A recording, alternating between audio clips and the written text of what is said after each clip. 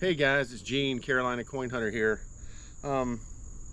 Just kind of had an idea. I wanted to do a little detector battle video. Got the Garrett AT Pro, all-terrain Pro, waterproof to 10 feet, versus the Minelab X-terra Pro, waterproof to 16 feet. Let's just do some simple tests and compare these two detectors. Let's take a quick look at the designs.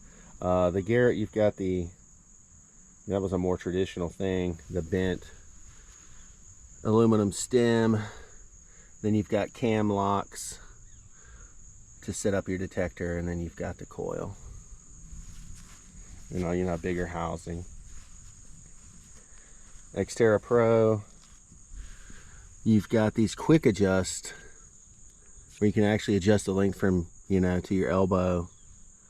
Quick adjust the length of your shaft, and then you've got this smaller housing. All right guys, let's just compare the two detectors for features, and I've got them both on. I had the sensitivity turned down as low as they can go, since their coils are basically touching. So if you hear a little bit of noise, my apologies. But I know a lot of people are probably familiar with the AT Pro. I had the AT Pro for a long time. Really good machine. Hunted in salt water, fresh water, all over the place. Truly was, kind of a revolutionary machine. Affordable, but you could hunt just about anything. Maybe, wasn't optimized for beach hunting, but did all right. Feature-wise, let's look at your different modes. You've got the Pro mode, which gives you a different sound profile. You've got custom, coins, and zero, so you're getting zero discrimination. Custom you can set up by yourself. Then you've got your standard mode, which is going to give you that classic Garrett bell tone. You've got a custom one you can set up. You've got coins, and then you've got standard zero. I used to always run Pro custom and maybe mess with the iron discrimination a little bit. You've got the ability to just kind of knock out just your iron range a little bit lower, if you can see that, but it goes up to 40. I used to run mine around 30, trying to get good target separation. You've got a sensitivity button. You have notch discrimination, so you can go up here on your target ID area. You could say notch out this pull tab section. You've got some little symbols up here that represent where a lot of these targets fall. You've got pull tab, 5 cents, 1 cent, 10 cent. Really like that feature on the Garrett, that if it's US coins and you're a beginner, it kind of helps out with that. You've got a ground balance where you can push the button and pump the coil. You also have like an eliminate button. You can go over a target, hit that, and just immediately knock out that pull tab. Of course, you've got pinpoint, and then you have iron audio. I would call it maybe a little bit similar to the horseshoe on the Pro, where you can push the button and you can hear the discriminated iron. Pretty cool. Now the X-terra Pro, you've got quite a bit more features. You've got, we talked about the iron. You've got multiple search programs. You've got Park 1, Park 2. Let's turn that off. Field 1, Field 2, and then you've got Beach 1 and Beach 2. So you've got quite a few things going on. And then you've got a menu button. You have a noise cancel on here, which is going to pick your channel for you for the least amount of electromagnetic interference. The AT Pro does have a frequency adjust. You can hold the pinpoint and then hit your sensitivity, and you can try and shift the frequency, especially if there's like another detector near you that can help you out. In my experience, I really didn't need to use it much. It's like I was always able to run the AT Pro 1 bar from full sensitivity. It did a good job in electromagnetic areas. It seemed like the main way to cope with that was just to knock your sensitivity down. X-terra Pro, you've got a ground balance, so they both have that feature. Volume you have on the X-terra Pro that you don't have on the AT Pro. The AT Pro does come with headphones, and they have a volume adjustment knob on it, so that's how you can do your volume on that. Here you have a threshold feature where you can have that hum. AT Pro does not have that. And you have different tone options on the X-terra Pro. You got all tones, deep, 5, 2, 1. So you've got a lot of tone options. I usually run 5. The AT Pro's tone options are basically, you've got your Pro mode, you're going to have a different sound than the standard mode. So that's basically your tone option. So can't really change up much on that. You've got your accept and reject, your notch discrimination. AT Pro, very similar. On this machine you have adjustable recovery speed. The AT Pro recovery speed is just set. So you've seen that full features. You got 1 to 3. The AT Pro, I've never really had a problem. I thought it was a quick recovery speed, but I do like the option to make some adjustments. I guess if targets are extremely sparse, you could go down, or if you're in super heavy, trashy area, you could go up. You do have some other features on this machine. You have a vibration feature. If you go to your audio volume and then you hit this button here, it'll turn on vibration mode in the handle, which is really cool. Another thing that this has is backlighting. Probably not going to see it here. That you've got a flashlight in the front with a long press. Short press turns on your backlight. It's pretty bright right now, so we're probably not going to be able to see that. Which is really nice. You can hunt in low light conditions. AT Pro does not have backlighting. So you've got a lot of stuff. Features at this price point are pretty mind-blowing. AT Pro is still a great detector, but I think the X-terra Pro in you know, feature-wise and options definitely beats out the older AT Pro. And you also have wireless headphone capability. The one bonus is if you get an AT Pro, you get some wired headphones that work good. I even took those in the water. As long as you didn't get the headphones wet, you've got a nice seal there. So you could do, like, you know, river detecting, as long as you didn't go too deep. You know, wired waterproof headphones are an option for this, and wireless headphones, Minelab's wireless headphones are also an option, which are really nice though, because you can just lay the detector down, dig, you don't have to worry about a cable. So I think at this price point, you know, even buying a set of headphones, you're still coming in under the AT Pro. Now let's go just check out a couple targets and see how it does. All right, let's power the AT Pro up. Crank up the sensitivity. This ground's so bad. Let's do a ground balance. Shaking the world here. Reading 88.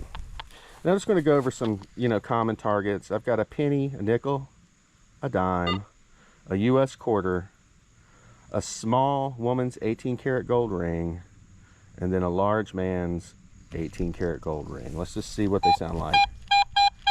Penny, nickel, dime, quarter,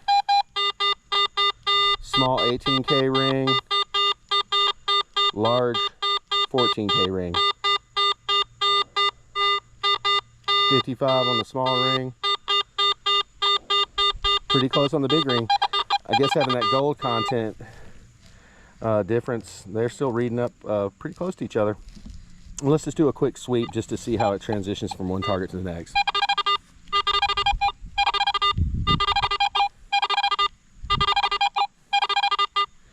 So you say excellent on transitioning and recovering from one target to the next. Let's go do a quick run across the yard. My lawn's got a lot of iron. It's very mineralized ground. everything makes noise. You get false signals. Very typical. So let's cruise down here. First target's going to be a very difficult silver dime, 9 inches deep. Let's see how that does. 9-inch silver dime.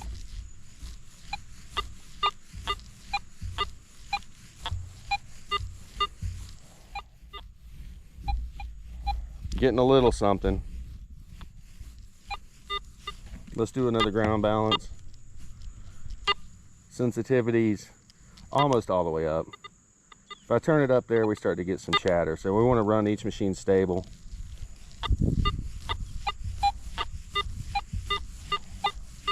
Getting a little something. You might walk over that. So let's carry on to some easier coins. A lot of junk in this ground. We'll probably hear some stuff.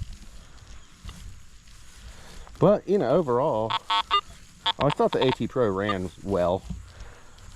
You know, smooth operation, I think makes it easier. We're hearing some junk in the ground.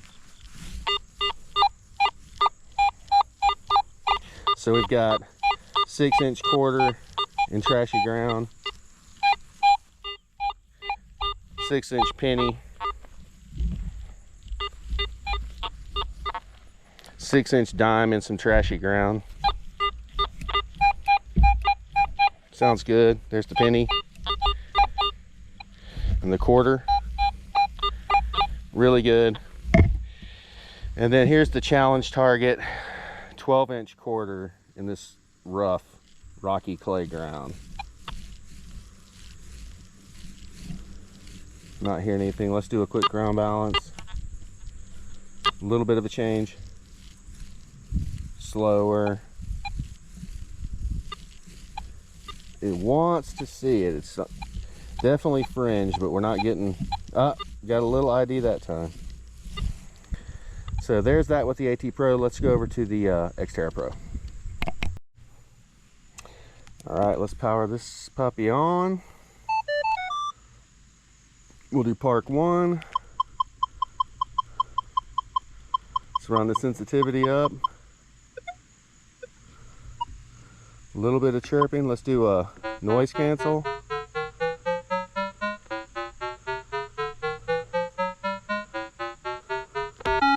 Seems like it likes that. See if there's anything in the ground. Let's ground balance. It's funny how the scales are so much different on these machines. I was really used to the traditional AT Pro ground balance scale. Seemed a lot like Fishers and stuff I've used in the past. Okay, let's go over these coins. We got the penny, nickel, dime, quarter, 18K, 14K. So we're in let's check our recovery speed 2.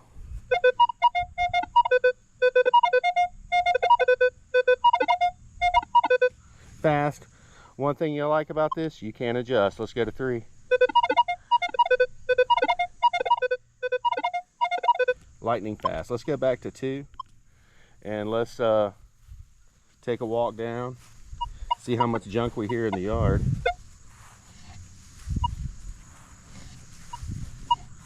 We'll head toward the 9-inch silver dime.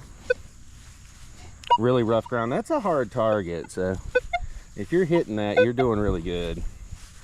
So some of the parks and stuff I hunt, I think they would come through loud and clear. So here's that 9-inch silver dime.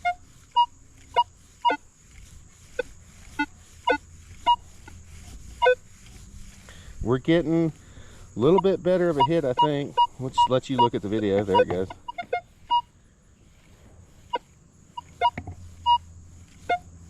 Slower, faster.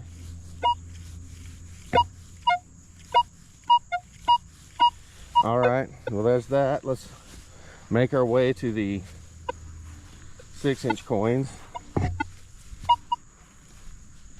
Getting a little bit of noise, just AT Pro did the same thing. This crazy ground. There's all kind of metal. Here's the 6-inch quarter, 6-inch penny,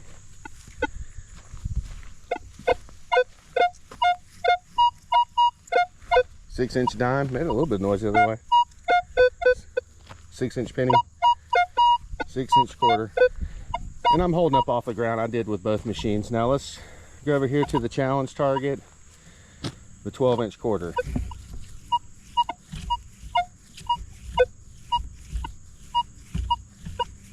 It's trying to get it. Faint signal. Let's go over to another ground balance. Changed a little bit.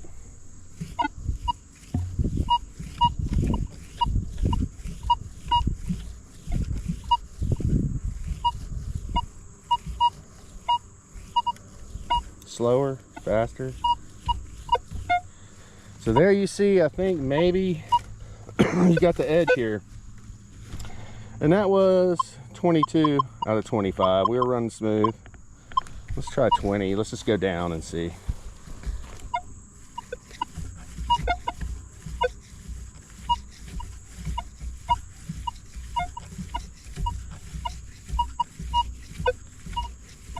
Did better on 22. 22 seems about what I run most of the time, unless it's real high EMI. And you also have different modes you could pick from. You know, you've got Park 2's 15. I wonder if that'll do anything.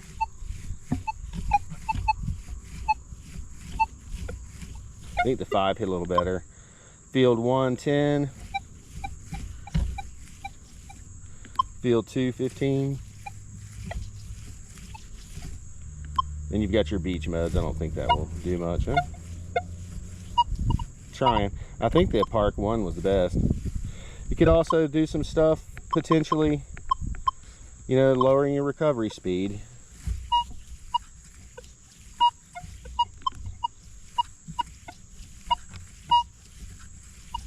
I think it liked it better at 2, would normally run on. So there's that. You know, I've got nothing in this.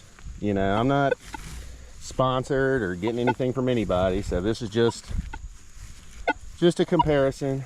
I mean, things have changed a lot since the AT Pro. I think the AT Pro still a great machine. If I had an AT Pro, I wouldn't really be worried about running out and getting something else, because I think performance wise still a great machine. But I also think this X-terra Pro, for the money and the features, is amazing. I mean, under 300 on Amazon.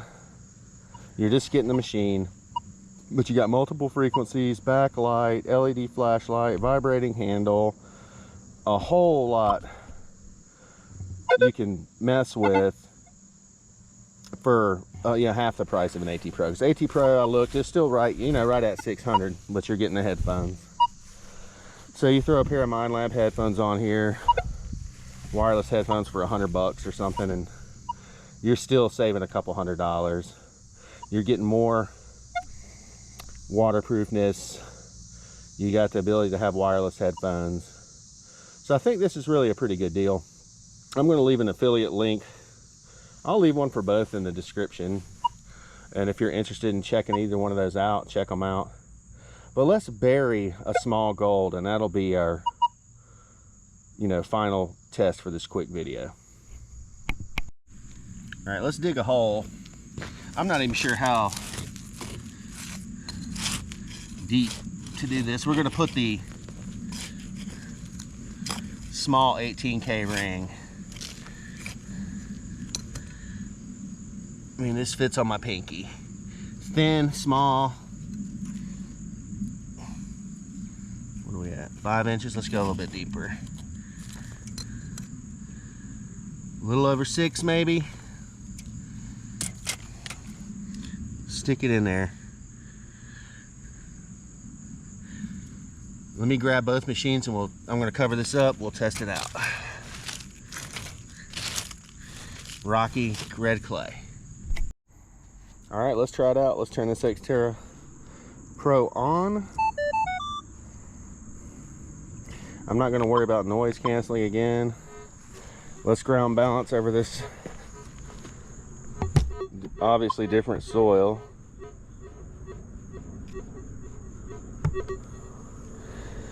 All right, we're in the park one, still 22. Get up here, I'm on a dirt mound. We're getting some kind of a signal. Now, one thing we have here though is we've got different frequencies, so we can go up to 15. Let's see. Killing it in 15, so it's like the 5 kilohertz would be great for silver coins and all that. I don't know why this thing stopped recording.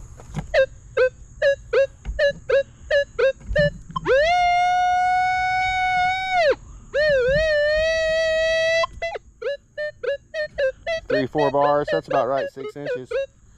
All right, let's grab the AT Pro, see how it does. All right, let's crank the AT Pro up. 3/4 sensitivity. Let's do the ground balance. All right, 6-inch 18K small gold. No problem.